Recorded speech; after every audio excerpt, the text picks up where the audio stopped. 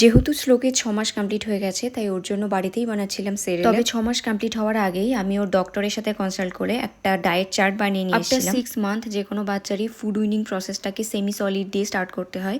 শ্লোকের পেডিয়াট্রিশিয়ান ঠিক যেমন ডায়েট চার্ট বানিয়ে দিয়েছে আমি সেই অনুপাতে ওকে খাওয়ানোর চেষ্টা করছি।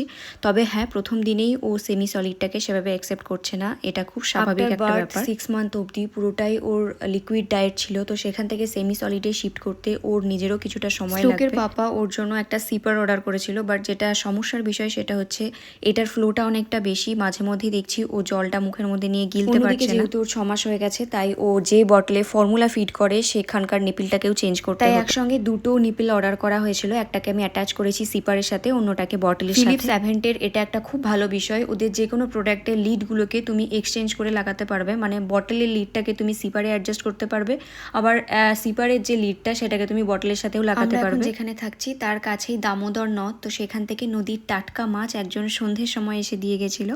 মা সেগুলোই কেটে বেছে ধুয়ে ফ্রিজে রেখে দেবে। ভিডিওটা কেমন লাগলো জানিও।